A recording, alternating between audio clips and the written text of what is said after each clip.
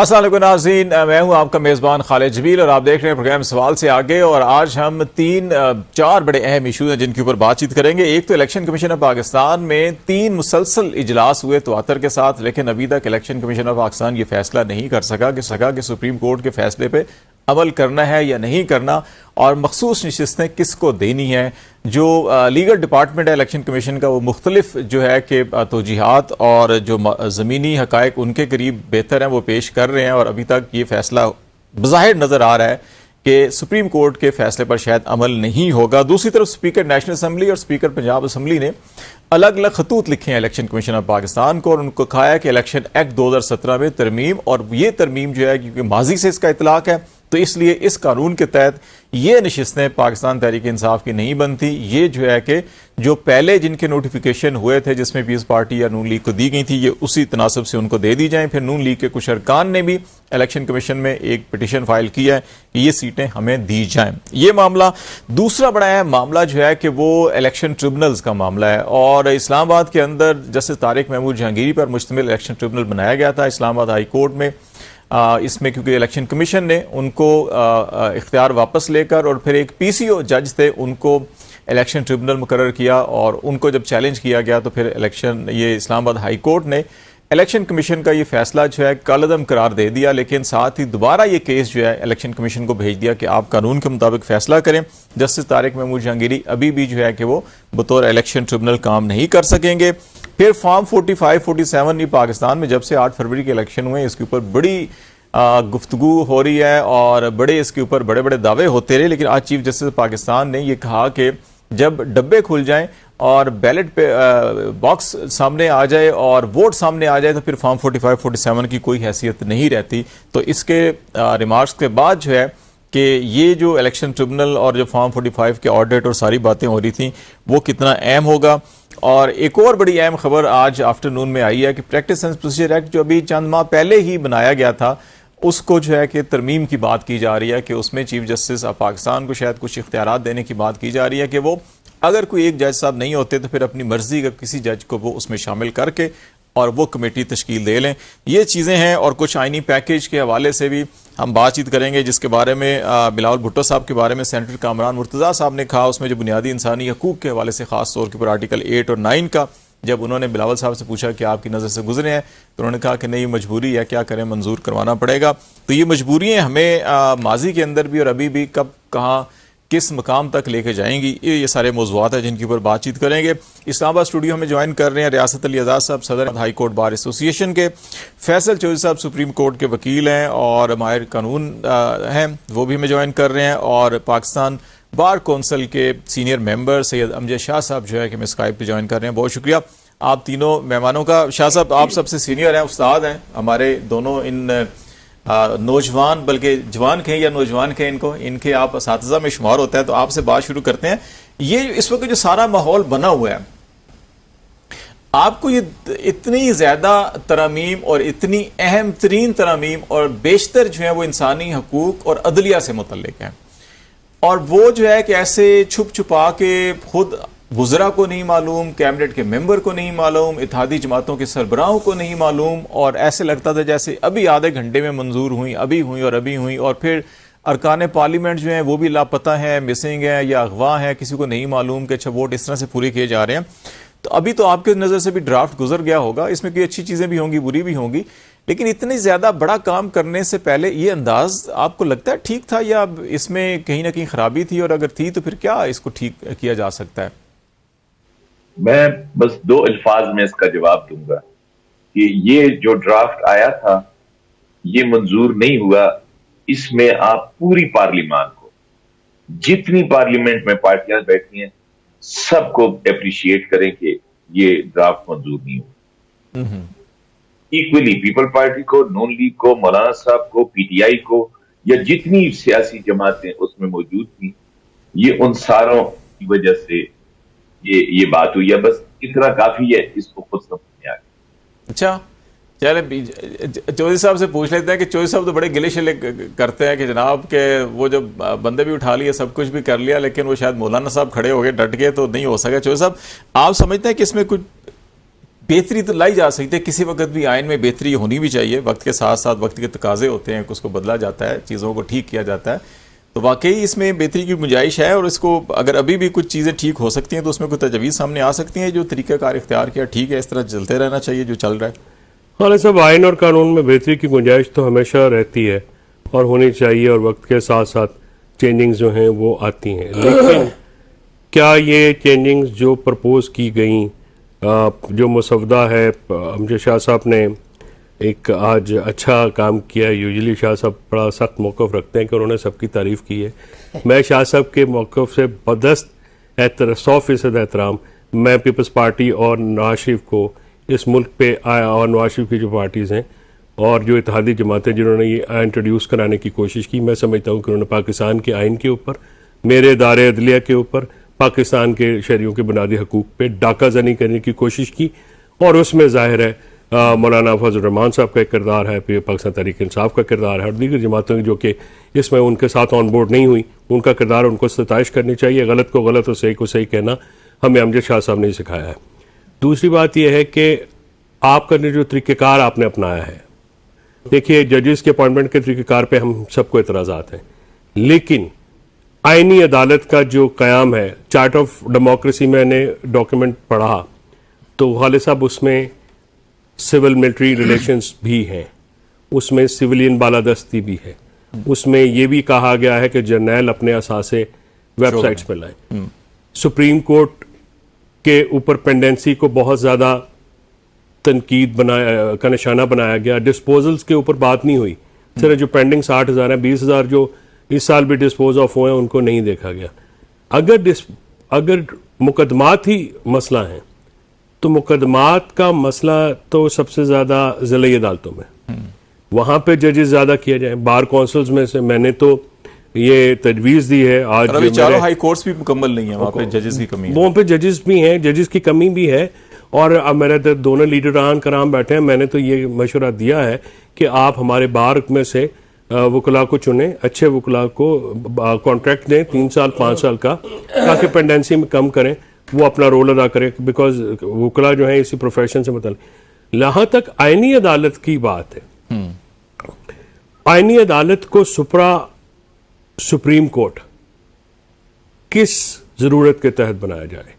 اگر آپ نے کہا کہ آئینی مقدمات جو ہیں وہ ٹائم لیتے ہیں, تو سر بات یہ ہے کہ ابھی آپ نے 2 ایڈ ہاک جج مقرر کیے ہیں صرف فوجداری اپیلیں سننے کے لیے,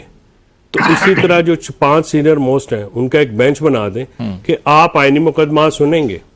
باقی ججز جو ہیں روٹین کا کام کریں گے. لیکن سپریم کورٹ جو ہے وہ ایک دنیا بھر میں آئینی عدالت ہے. اگر ہمیں تھائی لینڈ اور انڈونیشیا کی مثالیں دینی پڑی ہیں تو میں سمجھتا ہوں پھر ہمارے انٹلیکٹ میں بھی کوئی کمی آ گئی ہے, یا ہماری جو نظر ہے وہ دنیا کی دوسری عدالتوں میں. کیا آپ کے ہمسایہ میں ممالک میں کسی جگہ آئینی عدالت ہے؟ ایک ہی عدالت ہوتی ہے جس کو ہم سب نے یہ 76 سال سے سپریم کورٹ کو جو ہے وہ ادارہ بنایا ہے. ہمارے بزرگوں نے بھی اس میں وکالتیں کی ہیں, ہم نے بھی وکالت کی ہے. اگر آپ نیشنل سیکورٹی کے نام پہ جو ہاریفائنگ ڈیٹیلز کامران مرتضیٰ صاحب نے بتائی ہیں کل رات کے 2 شوز میں, کہ آپ بنیادی حقوق سے متصادم آرٹیکل 8 جو ہے اور آرمی ایکٹ کو آپ یہ کہہ رہے ہیں کہ وہ اس میں کوئی بھی جو اپوائنٹمنٹ ہوگی جو آرمی چیف کی یا دوسرے جنرلوں کی, وہ 2/3 کے علاوہ جو ہے وہ آپ چینج نہیں کر سکتے. آپ اس ملک کو بنانا ریپبلک سے بھی نیچے کچھ چیز بنانا چاہ رہے ہیں, آپ عدالتوں پہ حملہ کر رہے ہیں. آپ ہائی کورٹ سے اگر آپ نے 199 میں نیشنل سیکورٹی کو گھساڑ دینا ہے تو پھر تو جو ہے وہ وکالت جو ہے براہ راست زد پہ آ گئی, کیونکہ وکیل کا تو کام ہوتا ہے حکومت کے خلاف کھڑا ہونا, اور ہم پٹیشنز کرتے ہیں تھرو ایک پوری دنیا میں ایک میکانزم ہے, آپ جاتے ہیں ریٹس فائل کرتے ہیں, ریٹ ایشو ہوتی ہے. یہ جو ترمیم ہے, آج لاہور میں ایک بہت بڑا وکلا کنونشن ہوا ہے, وہاں پہ عام وکلا نے بھی اس کو کیا ہے. میں چاہتا ہوں کہ میری پاکستان بار کونسل اور دوسری جو نمائندہ تنظیمیں ہیں وہ وکلاء کے جذبات اور احساسات کی ترجمانی کریں. ہم اس پہ بھی بات کریں گے کہ کل بھی یہاں پہ ایک میٹنگ ہوئی تھی, Pakistan bar council supreme court bar کی تھی, وزیر قانون نے بڑی تفصیلی اٹارنی جنرل نے بھی سوال و جواب کی نشست بھی ہوئی. ریاست صاحب, یہ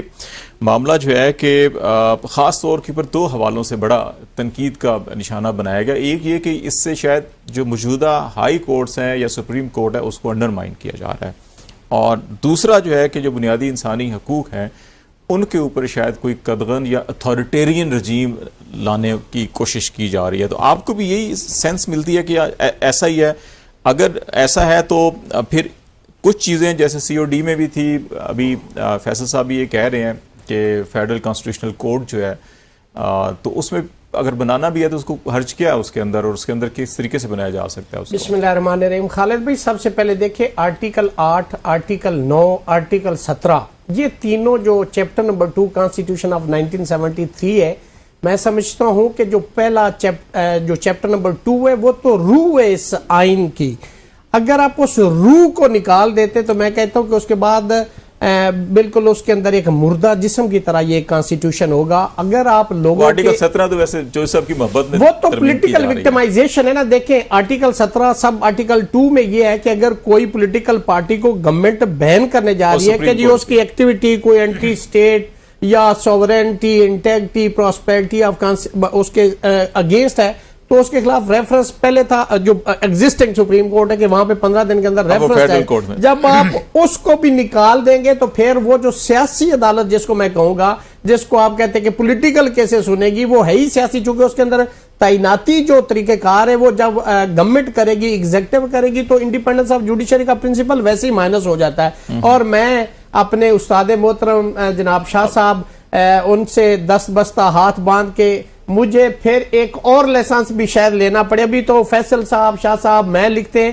ASC advocate supreme court of Pakistan, تو کہیں یہ نہ ہو کہ ہمیں AFCC لکھنا پڑے اور ہمیں ایک نیا لیسنس لینا پڑے, کیونکہ وہ سپریم کورٹ تو یہ سپریم کورٹ اس کی سبارڈینیٹ کورٹ ہوگی. الیکشن ایکٹ کو بھی آپ کو امینڈ کرنا ہوگا, بار کونسل رولز کو بھی آپ کو چینج کرنا ہوگا, تو اس کے ساتھ ایک نیا پنڈورا باکس بھی کھل جائے گا. نہیں ہوگا پاکستان بار کونسل کو دوبارہ سے آپ اپلائی کریں گے, کوئی فیس جمع کرائیں گے؟ دیکھیں یہ تو پتہ نہیں ہماری, لیکن یہ اکنامک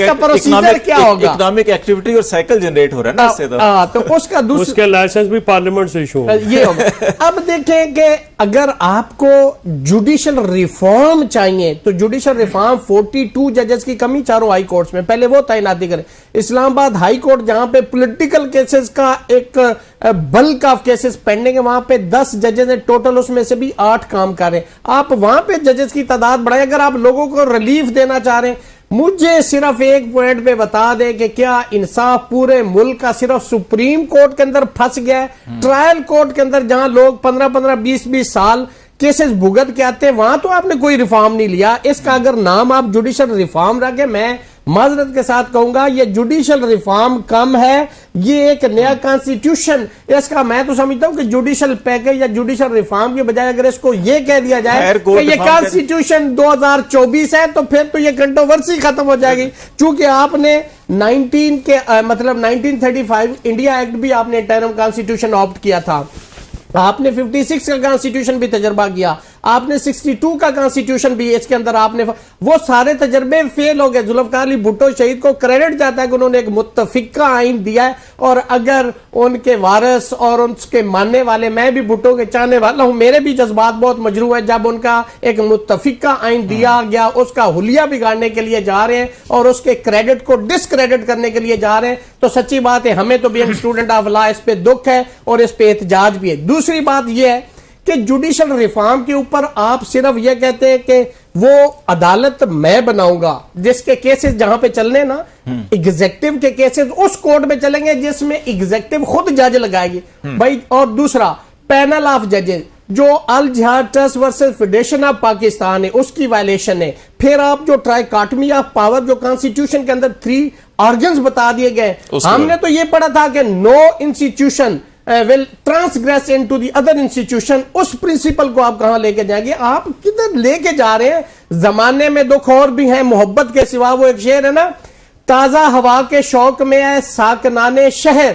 اتنے نہ در بناؤ کہ دیوار گر پڑے. آپ اس کانسٹیٹیوشن کے اندر اس کا حلیہ نہ بگاڑے کہ یہ کانسٹیٹیوشن ہی ختم ہو جائے. یہ اس قوم کی امانت ہے, اس ملک کی امانت ہے, ہماری وکلا کی یہ امانت ہے. اس کے اندر خیانت نہ کریں, نیک نیتی سے چلیں, تب یہ ملک ترقی کر سکتا ہے. تب یہ آئین کے ساتھ سپریمیسی آف कॉन्स्टिट्यूशन हो सकता है, रूल ऑफ लॉ हो सकता है।